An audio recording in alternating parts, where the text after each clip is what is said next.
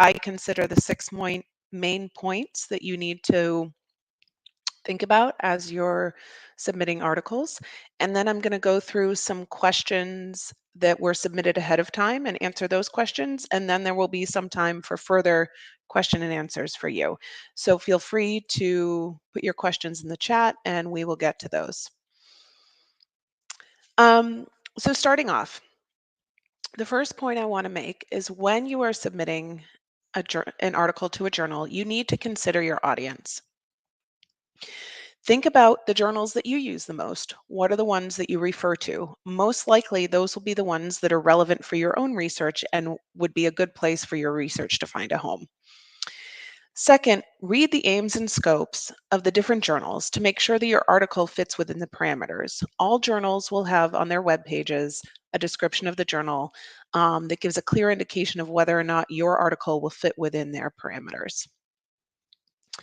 The second point is to read journal requirements carefully. Most journals have instructions on their web pages again that detail any specific requirements that they have. Make sure to read them completely and adhere to them. If they have a specific style guide regarding grammar, citations, etc., those are particularly important.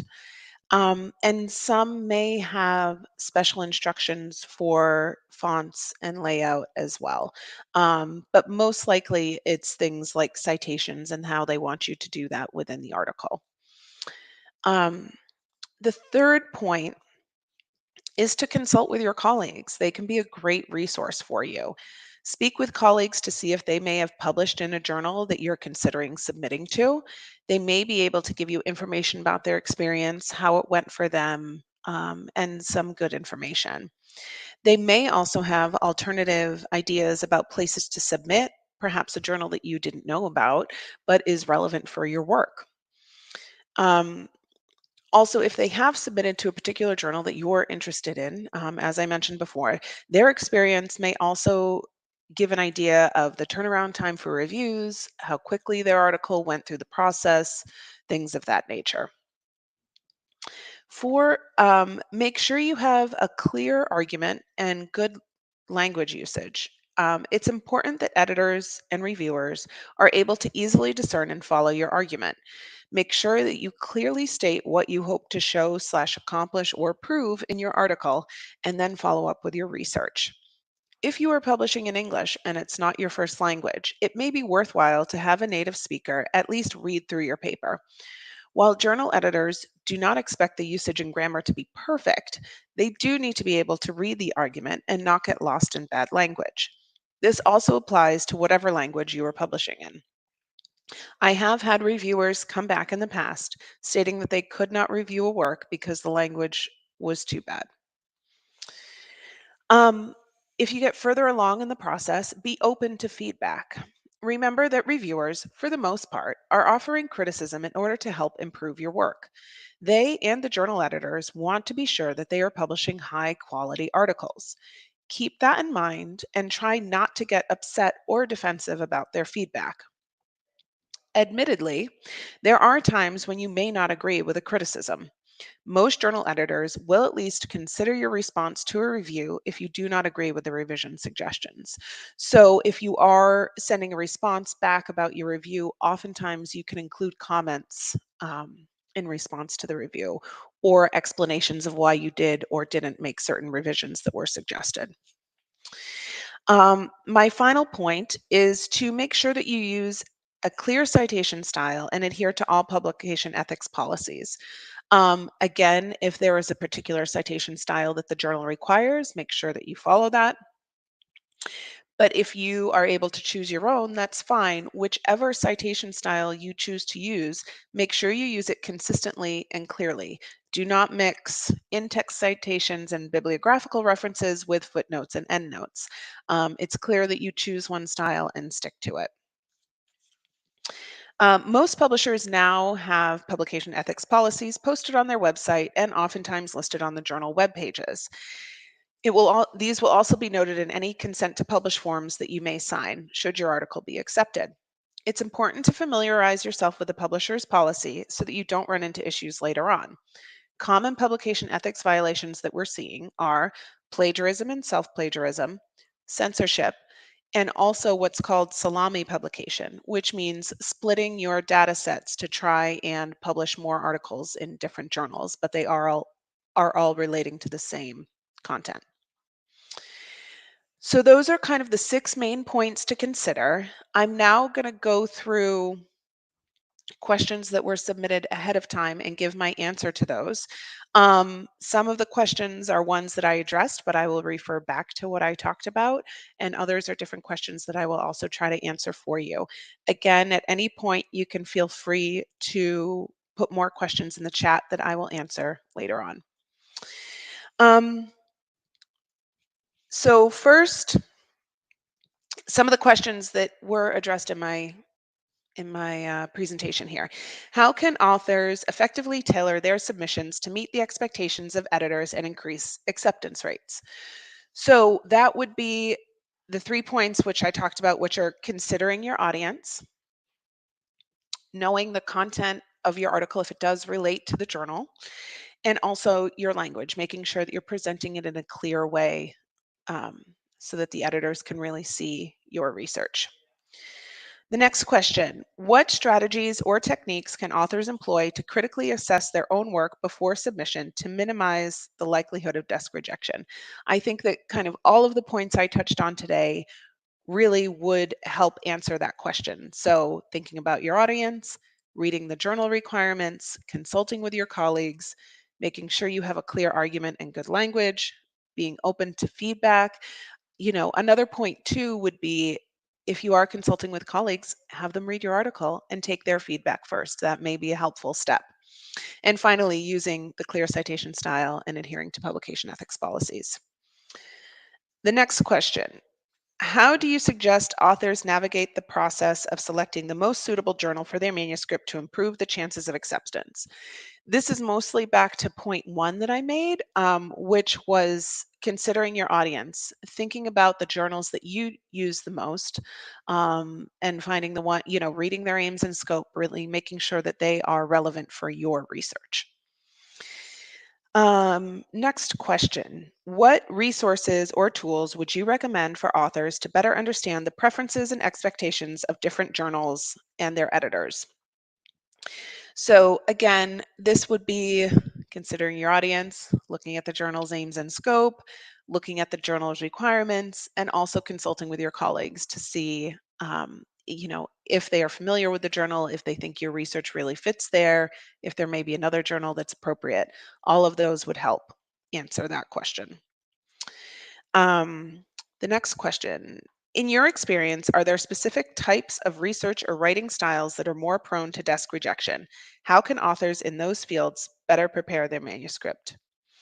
I don't think that there is a particular writing style that is better than another, but bearing in mind that if you are writing an academic article for an academic journal, it will be perhaps a bit more formal in the writing style than it would be if you were doing, say, a blog post. So again, I think it more boils down to your audience, the scope of the journal, and consulting other articles in that journal to see what the writing style is there. Um, Looking at other articles that have already published in the journal kind of give you an idea of what the journal is looking for, what it's publishing, and the writing style that those authors implemented. Um, Next, I'm going to talk about there were a few questions about the changes in um, submission statuses within, whether it's editorial manager or whatever software the journal is using. So what I'm going to do for this one is just kind of read the different questions that I got because I think that one answer will kind of address all of the questions. So the first question was, my paper was submitted to a Scholar One journal and the submission status changed in the following way, from awaiting review assignment for 2 weeks to awaiting AE recommendation for 1 week, and now it is, quote, awaiting SE decision. Should I expect a desk rejection? The next question was, does a status change from awaiting reviewer selection to awaiting ED recommendation imply desk rejection? The third question was, does a status change from, quote, assigning editors to evaluating recommendation indicate desk rejection? And fourth, just a more general, does my manuscript status indicate desk rejection? So, as you can see, these four questions are all about various stages of review once an article is submitted.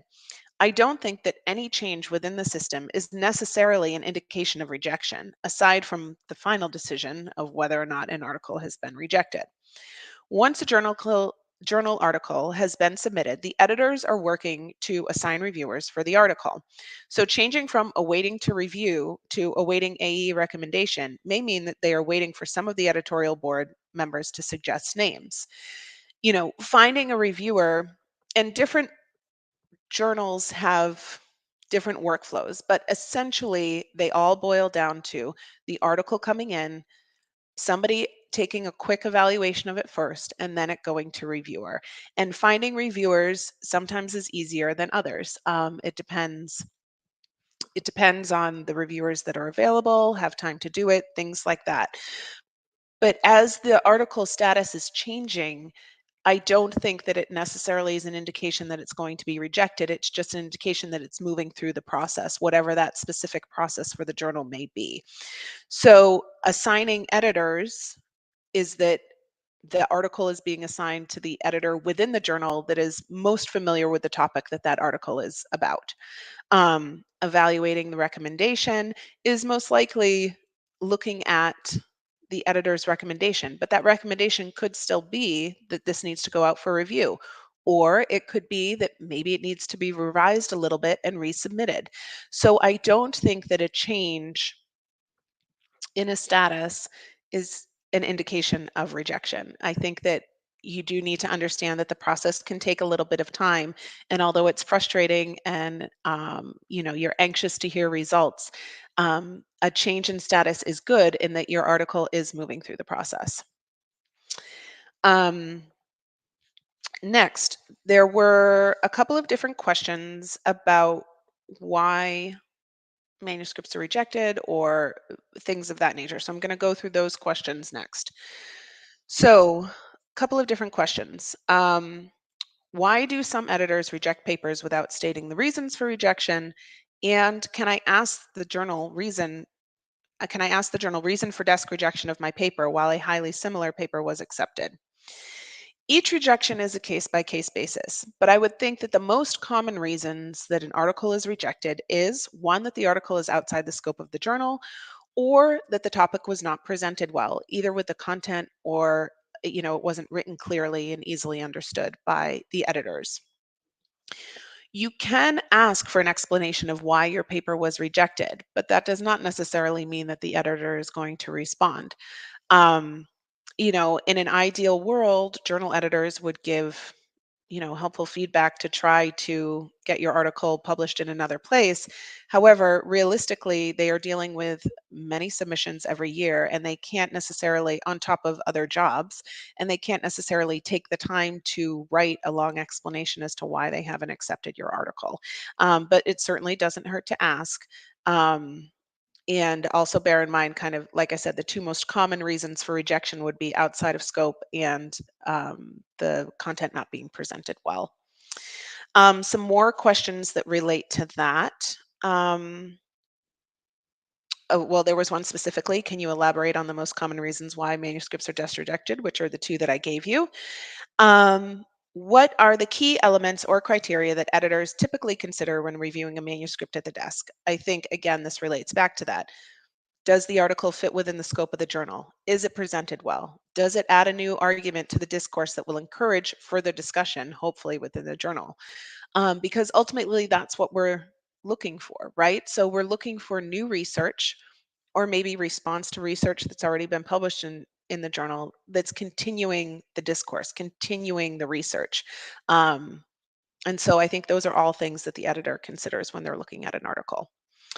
Um, Next question. Could you provide examples of common pitfalls that often lead to desk rejections and how authors can avoid them?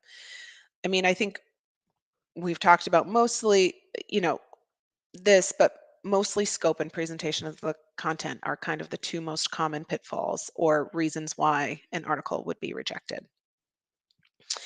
Um, and a couple more questions here. One, what are the chances of of acceptance of an article that has not been desk rejected?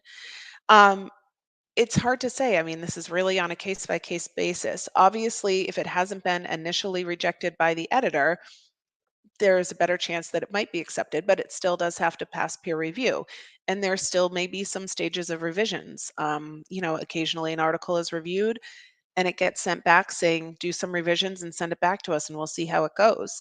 Um, so there's not a hard and fast number that if it's not desk rejected, oh, X percentage will be, X percentage won't be.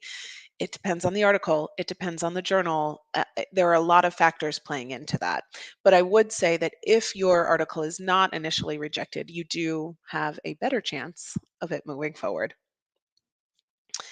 Um, this is a question about timing. Why is my paper still in the desk review stage after 2 months? Um, I don't necessarily have a specific answer to that question, but what I can say is that some typically more popular journals in the field have longer turnaround times simply because of the sheer amount of submissions that they are receiving. So, a really popular journal is getting hundreds of submissions that they have to sort through, and they are trying to do it in the most, efficient way possible. But sometimes there's just a lot of content to go through, and it doesn't happen that quickly. If you are concerned about getting an article published by a certain time, you may want to consider a journal that might not be as, big or well known as others in the field. They may have less submissions, but a faster turnaround time. So that's something to consider. And finally, the last question. Are there any specific red flags that authors should be aware of while choosing a journal that might increase the chances of desk rejection? Um, so there are a couple different points here. One thing to consider is if you're looking at a journal and it does primarily special issues, that means that they mostly commission articles for the journal instead of looking at submissions that are sent in. So that may indicate that your article will not be accepted because they're filling the journal with articles they've commissioned instead of articles that are submitted. If a journal consistently publishes their issues late, then they're struggling with getting content out on time. This does not mean that there is a higher rejection rate, but it may mean a longer process for you and maybe not the best fit for you. Um, and finally, a higher rated journal in the field may have a higher rejection rate simply because they have the reputation and can afford to be very selective. While I don't want to discourage anybody from submitting to great journals, bear in mind that it may be harder to gain acceptance from them. And if you really are needing to get content published, it may be worthwhile considering another journal in the field.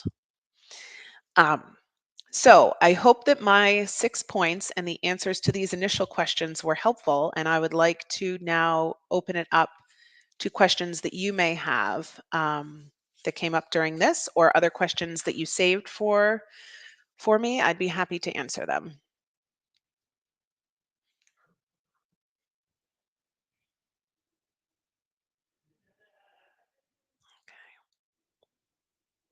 All right, I'm looking at the Q&A. There's nothing there yet, but feel free to post something there. We can wait a few minutes. It's no problem. I know I just threw a lot of information out. So if you're still processing and coming up with questions, that's totally fine.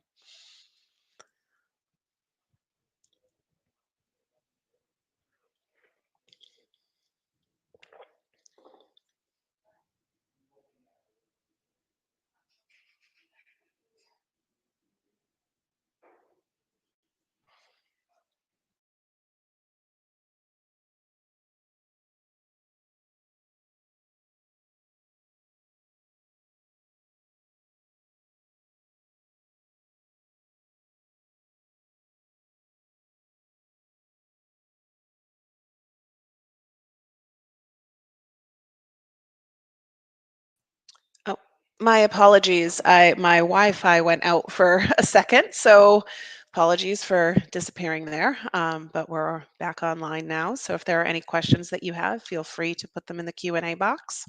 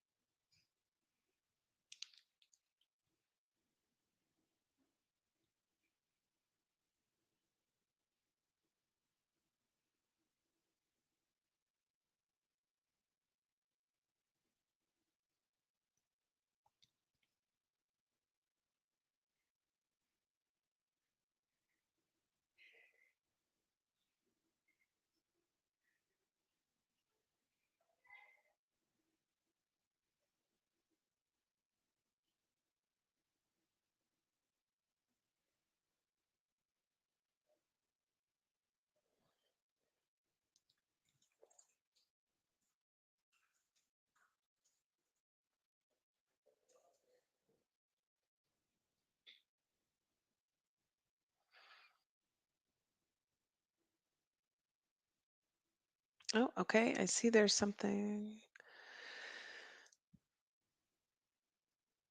Okay, so the question was, I want to know if a paper presented at the ECCE conference can be submitted to a journal. In case it can be submitted, how much of it should I revise and what percentage of the content can be the same as the ECC paper? Um, so the first question would be is um, if your involvement in the ECC conference also um, included that it would be published somewhere. So occasionally conferences are organized and the conference proceedings are gathered into a volume and published.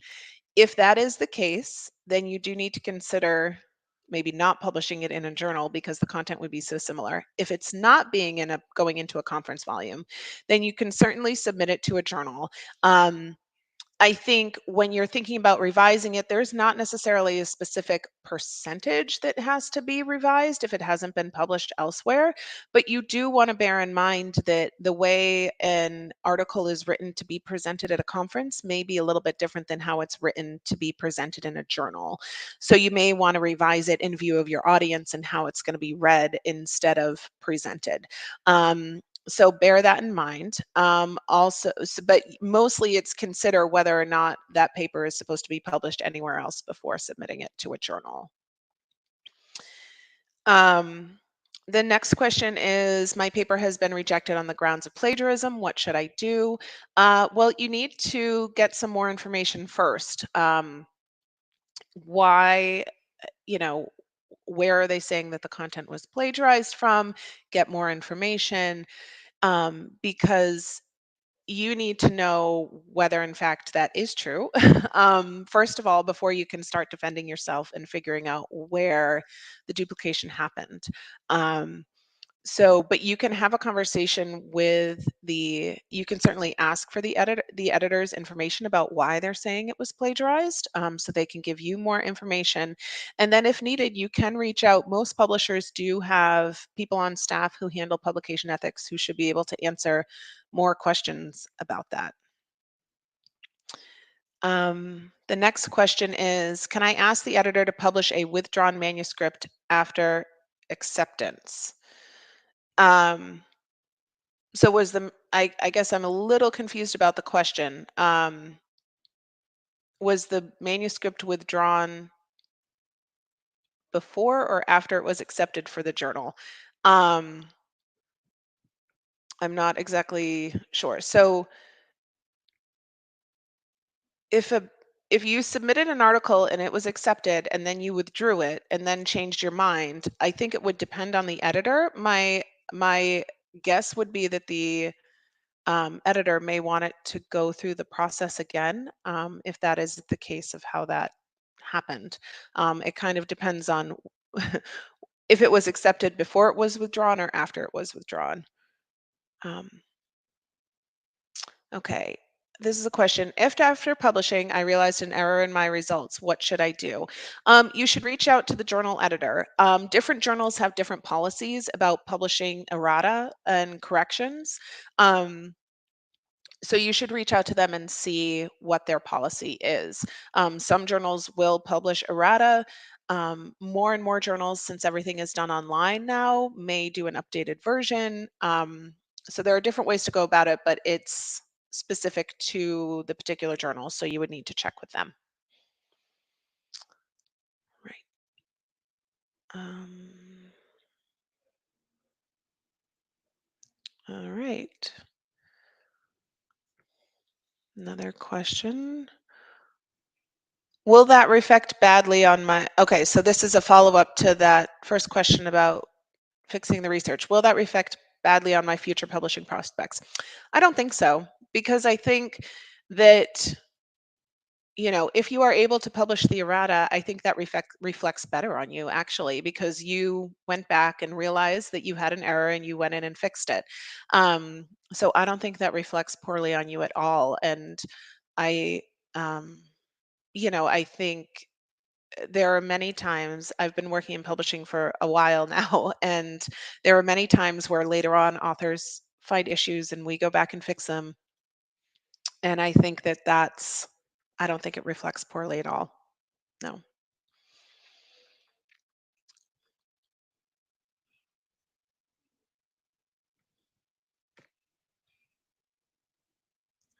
right.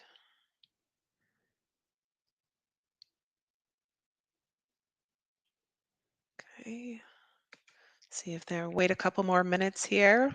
Got a couple more minutes before the end of the session if there are any more questions.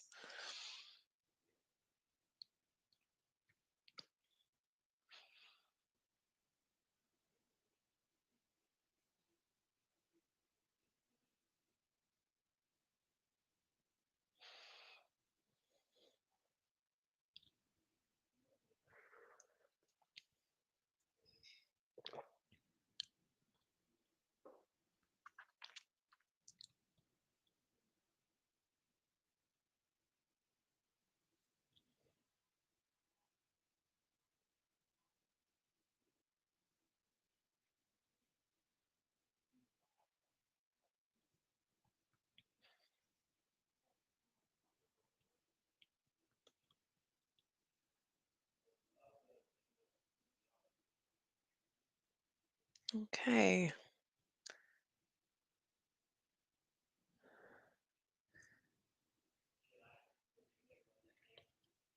Yep. Okay, so I don't think we have any more questions coming in right now. So I wanted to thank you all for joining this webinar. I hope it was helpful for you. And we'd love to hear your feedback on this. So please use the link that Aditi posted here to give your feedback on this session. And thank you so much for joining.